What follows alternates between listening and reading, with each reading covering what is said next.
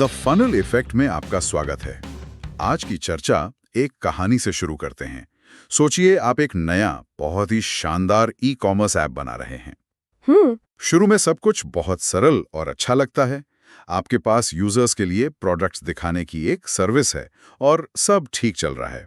हाँ बिल्कुल, शुरू में तो ऐसा ही होता है। लेकिन फिर आपका ऐप पॉपुलर हो जाता है।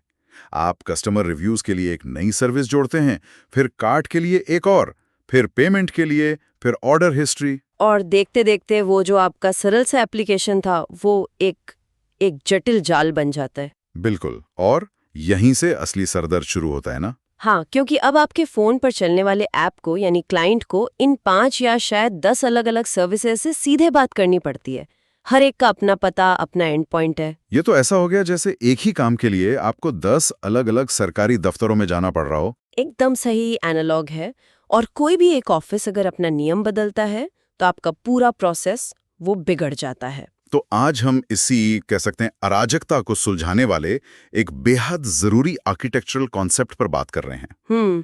हमारे पास माइक्रोसॉफ्ट अज्योर आर्किटेक्चर सेंटर का एक दस्तावेज है जो गेटवे रूटिंग पैटर्न के बारे में बताता है। नाम सुनने में टेक्निकल जरूर लगता है। हाँ, थोड़ा सा तो है, लेकिन हमारा मकसद ये समझना है कि ये पैटर्न पर्दे के पीछे रहकर इस पूरी जटिलता को कैसे मैनेज करता है और ये डेवलपर्स और बिजनेस के लिए इतना जरूरी क्यों है। चलिए इस विषय की गहराई में उतरते हैं। बिल्कुल, और ये पैटर्न सिर्फ कोड के बारे में नहीं है, ये असल में मॉडर्न सॉफ्टवेयर बनाने के तरीके, मतलब उसकी फिलॉसफी के बारे में है। ये उस अदृश्य मैनेजर की तरह है जो ट्रैफिक को कंट्रोल करता है ताकि सिस्टम बिना किसी रुकावट के चलता रहे। तो उस ई कॉमर्स ऐप की कहानी पे वापस आते हैं। क्लाइंट को 10 अलग-अलग सर्विसेज से बात करनी पड़ रही है। इस दस्तावेज के हिसाब से इसमें सबसे बड़ी मुश्किल क्या है? एक डेवलपर के नजरिए से देखें तो रोजमर्रा के काम में क्या दिक्कतें आती हैं? इस दस्तावेज में 3 बड़ी परेशानियों का जिक्र किया गया है जो उस डेवलपर की जिंदगी मतलब मुश्किल बना देती हैं।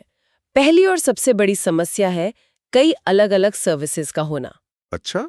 सोचिए, कल को बिजनेस तय करता है कि रिव्यू सर्विस को 2 छोटी सर्विसेज में तोड़ना है, एक रीडिंग रिव्यूज के लिए और दूसरी राइटिंग रिव्यूज के लिए।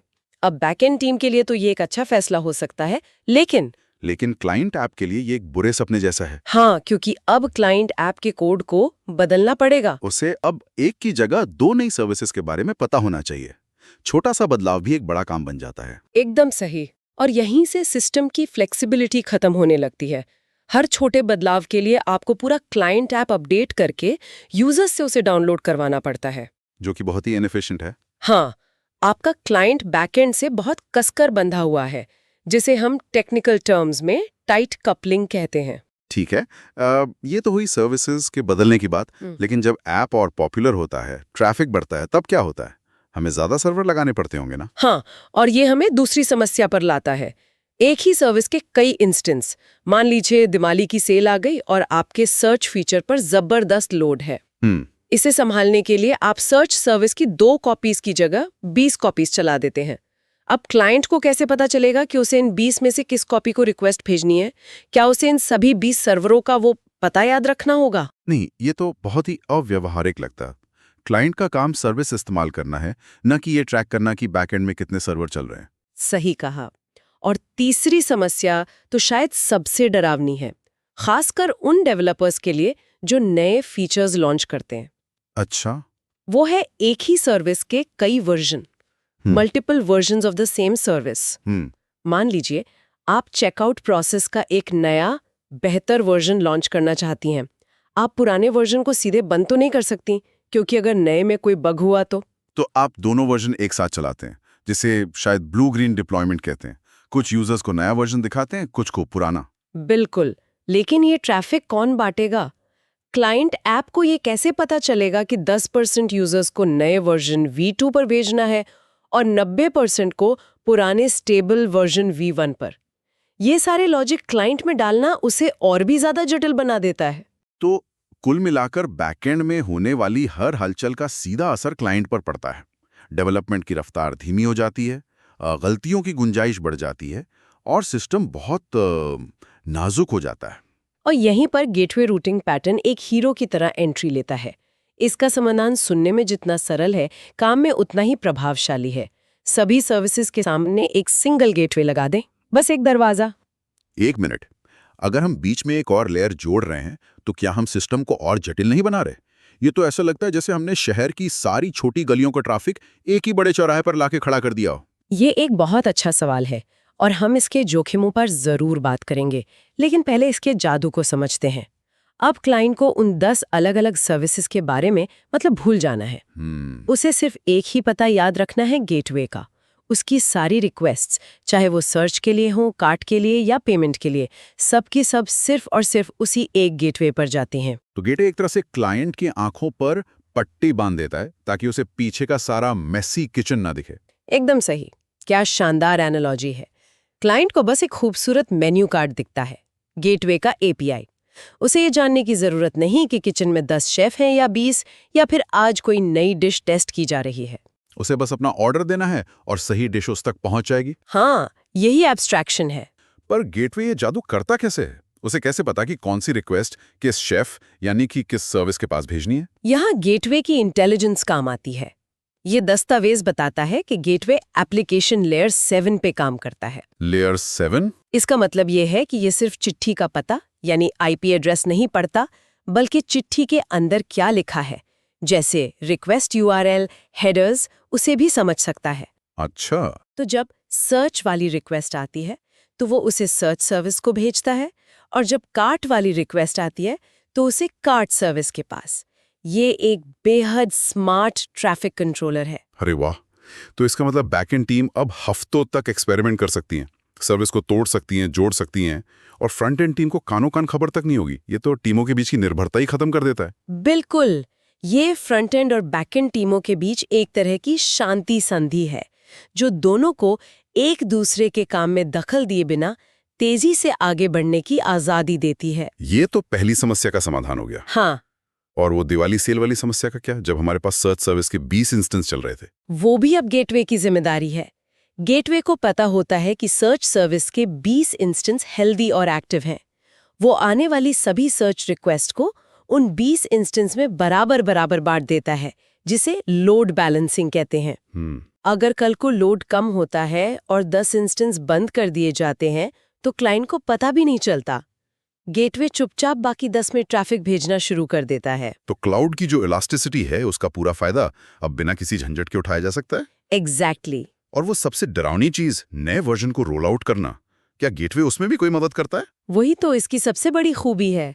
अब ये सारा कंट्रोल गेटवे के पास है। आप गेटवे में एक सरल सा नियम सेट कर सकती हैं कि सिर्फ 5% ट्रैफिक, जो कि शायद आपके ऑफिस के कर्मचारियों का है, उसे नए वर्जन V2 पर भेजो। अच्छा। आप उसे टेस्ट करते हैं, सब ठीक लगता है तो आप उस 5% को 20% करते हैं, फिर 50 और फिर 100%। और अगर कुछ गड़बड़ हुई तो? मान लीजिए 20% पर जाने के बाद पता चला कि नए वर्जन में कोई बड़ी खामी है, तो आप बस गेटवे में जाकर अब उस नियम को हटा देते हैं। एक क्लिक पर 100% ट्रैफिक वापस पुराने स्थिर वर्जन V1 पर चला जाता है। क्लाइंट को भनक तक नहीं लगती कि बैकएंड में कोई समस्या आई थी और उसे ठीक भी कर दिया गया। ये अंडू बटन जैसा है, लेकिन पूरे के पूरे प्रोडक्शन सिस्टम के लिए। हाँ, मुझे यकीन है कि कई डेवलपर्स रात को चैन की नींद सो पाते होंगे इसकी वजह से। ये सुनने में तो वाकई बहुत अच्छा लग रहा है, लेकिन मुझे ये थोड़ा ज्यादा ही जादुई लग रहा है। हर आर्किटेक्चर में कोई ना कोई ट्रेड ऑफ तो होता ही है। हाँ। वो क्या है यहाँ पर? इसका डाउनसाइड क्या है? आपने शुरू में मेरे एक ही चौराहे पर सारा ट्रैफिक वाले सवाल को टाल दिया था। आपने बिल्कुल सही पकड़ा। कोई भी समाधान बिना किसी कीमत की नहीं आता। इस पैटर्न का सबसे बड़ा जोखिम वही है जिसकी तरफ आपने इशारा किया था, विफलता का एकल बिंदु, सिंगल पॉइंट ऑफ फेलियर। हाँ, अब सब कुछ गेटवे पर निर्भर है। अगर आपका गेटवे डाउन हो गया तो पूरा शहर कट जाता है, आपका पूरा एप्लीकेशन बंद हो जाएगा, भले ही पीछे सारी सर्विसेज एकदम ठीक ठाक चल रही हों। मतलब अगर वो एक दरवाजा बंद हो गया तो कोई भी किसी भी कमरे में नहीं जा सकता। ये तो बहुत बड़ा रिस्क है। बहुत बड़ा। इसीलिए गेटवे को बहुत ज्यादा रेजिलिएंट और फॉल्ट टॉलरेंट बनाना पड़ता है। इसका मतलब है कि आप कभी भी एक गेटवे नहीं चलाती, आप हमेशा कई गेटवे इंस्टेंस चलाती हैं, और ये सुनिश्चित करती हैं कि अगर एक फेल हो जाए तो दूसरा तुरंत उसकी जगह ले ले, बिना किसी रुकावट के। हाँ। और परफॉर्मेंस का क्या? क्या वो चौराहा खुद एक ट्रैफिक जैम की वजह नहीं बन सकता? ये दूसरा बड़ा जोखिम है, अड़चन। हर एक रिक्वेस्ट को गेटवे से होके गुजरना पड़ता है। अगर आपका गेटवे आने वाले ट्रैफिक के लोड को संभालने के लिए पर्याप्त शक्तिशाली नहीं है तो वो खुद ही सिस्टम की सबसे धीमी कड़ी बन जाएगा। अच्छा। इसलिए उसकी क्षमता की सही योजना बनाना और उसकी लोड टेस्टिंग करना बहुत जरूरी है, ताकि ये पीक ट्रैफिक को भी आसानी से संभाल सके। इस दस्तावेज में अजोर की 2 सर्विसेज का भी जिक्र है, अजोर एप्लीकेशन गेटवे और अजोर फ्रंट डोर। ये दोनों ही गेटवे का काम करती हैं, तो इनमें क्या अंतर है? ये एक बेहतरीन सवाल है, क्योंकि ये हमें गेटवे की डिजाइन के एक और स्तर पर ले जाता है। इसे ऐसे समझिए, क्या आपको एक शहर के ट्रैफिक को मैनेज करने वाला मैनेजर चाहिए या एक पूरे देश के एयर ट्रैफिक को कंट्रोल करने वाला सिस्टम? अच्छा, तो ये स्केल का अंतर है। हाँ, एजोर एप्लीकेशन गेटवे एक रीजनल मैनेजर है। ये एक ही भौगोलिक क्षेत्र जैसे सेंट्रल इंडिया या वेस्ट यूरोप के अंदर ट्रैफिक को मैनेज करने के लिए बनाया गया है। ये उस क्षेत्र में चल रही आपकी सभी सर्विसेज के लिए एंट्री पॉइंट का काम करता है। और अजोर फ्रंट डोर, वो तो फिर एयर ट्रैफिक कंट्रोलर हुआ। बिल्कुल, अजोर फ्रंट डोर एक ग्लोबल गेटवे है। सोचिए, आपके यूजर्स पूरी दुनिया में हैं, अमेरिका, यूरोप, एशिया, और आपने हर महाद्वीप में अपने सर्वर्स लगा रखे हैं। अच्छा। फ्रंट डोर ये सुनिश्चित करता है कि मुंबई का यूजर भारत के सर्वर से कनेक्ट हो और न्यूयॉर्क का यूजर अमेरिका के सर्वर से। ये यूजर के लिए सबसे नजदीकी और सबसे तेज रास्ता ढूंढता है, जिससे परफॉर्मेंस बेहतर होती है और लेटेंसी कम होती है। तो चुनाव इस बात पर निर्भर करता है कि आपका एप्लीकेशन लोकल है या ग्लोबल। हाँ, ठीक है। तो ये शक्तिशाली है, पर इसके अपने जोखिम भी हैं और इसे लागू करने के लिए सही टूल भी चुनना पड़ता है। तो अब सब कुछ समझने के बाद अगर हम संक्षेप में बताएं तो वो कौन सी परिस्थितियां हैं जब किसी टीम को कहना चाहिए, हाँ, हमें अब एक गेटवे की जरूरत है? सोर्स इस बारे में बहुत स्पष्ट है। इसका उपयोग तब करें जब एक क्लाइंट को कई सर्विसेज का उपयोग करना हो, जैसा हमारे ई कॉमर्स उदाहरण में था। जब आप एक सिंगल, साफ सुथरा एंड पॉइंट देकर क्लाइंट डेवलपर्स की जिंदगी आसान बनाना चाहती हो, जब आपको बाहरी दुनिया से आने वाले ट्रैफिक को अपने आंतरिक सुरक्षित नेटवर्क में मौजूद सर्विसेज तक पहुंचाना हो, और जैसा हमने अभी चर्चा की, जब आपके यूजर्स दुनिया भर में फैले हों और आप उन्हें बेस्ट परफॉर्मेंस देना चाहते हो। बिल्कुल। और जाहिर है जब आप ब्लू ग्रेन डिप्लॉयमेंट जैसी सुरक्षित डिप्लॉयमेंट रणनीतियां अपनाना चाहते हो। और दस्तावेज ये भी बताता है कि इसका इस्तेमाल कब नहीं करना चाहिए। अगर आपका एप्लीकेशन बहुत ही सरल है, जिसमें सिर्फ 1 या 2 सर्विसेज हैं, तो शायद ये पैटर्न जरूरत से ज्यादा, मतलब ओवरकिल हो सकता है। ये एक छोटी सी दुकान के लिए एक विशाल शॉपिंग मॉल का मैनेजमेंट सिस्टम लगाने जैसा होगा। उस स्थिति में गेटवे को मैनेज करने का अतिरिक्त काम फायदे से ज्यादा हो सकता है। एकदम सही। हर डिजाइन निर्णय में ट्रेड ऑफ होता है। ये जानना भी दिलचस्प है कि ये पैटर्न अजोर के वेल आर्किटेक्टेड फ्रेमवर्क के मूल सिद्धांतों का भी समर्थन करता है। अच्छा, कैसे? ये सिस्टम को ज्यादा विश्वसनीय बनाता है, क्योंकि ये ट्रैफिक को सिर्फ हेल्दी सर्विसेज पर भेजता है। ये परिचालन उत्कृष्टता को बढ़ाता है, क्योंकि ये सुरक्षित डिप्लॉयमेंट को संभव बनाता है। और प्रबंधन दक्षता में भी मदद करता है? हाँ, क्योंकि ये लोड को बांटकर सिस्टम को स्केल करने में मदद करता है। तो आज की इस चर्चा का सार ये है कि गेटवे रूटिंग पैटर्न सिर्फ एक तकनीकी समाधान नहीं है, बल्कि ये मॉडर्न माइक्रो सर्विसेज आधारित सिस्टम बनाने का एक मूलभूत सिद्धांत है। सही बात है। ये एक अदृश्य मैनेजर की तरह है, जो पर्दे के पीछे से सारी जटिलताओं को संभालता है, ताकि बाकी सिस्टम और डेवलपर्स की टीमें आज़ादी और रफ्तार से अपना काम कर सकें। और इस चर्चा के अंत में एक विचार छोड़ना चाहूंगी। सोर्स में 2 और संबंधित पैटर्न्स का जिक्र है, गेटवे एग्रीगेशन और गेटवे ऑफलोडिंग। एग्रीगेशन और ऑफलोडिंग? हाँ, एग्रीगेशन का मतलब है कि गेटवे क्लाइंट के लिए कई सर्विसेज से डेटा इकट्ठा करके एक ही जवाब में भेज सकता है, ताकि क्लाइंट को 3 अलग-अलग कॉल नहीं करने पड़े। और ऑफलोडिंग? ऑफलोडिंग का मतलब है कि कुछ सामान्य काम जैसे SSL सर्टिफिकेट को हैंडल करना या यूजर को ऑथेंटिकेट करना गेटवे पर ही कर लिए जाएं, ताकि बैकएंड सर्विसेज को ये काम बार-बार ना करना पड़े। तो गेटवे सिर्फ ट्रैफिक रूट करने से कहीं ज्यादा काम कर सकता है। ये एक स्विस आर्मी नाइफ की तरह बन सकता है। सही। और यहीं पर सोचने वाली बात है।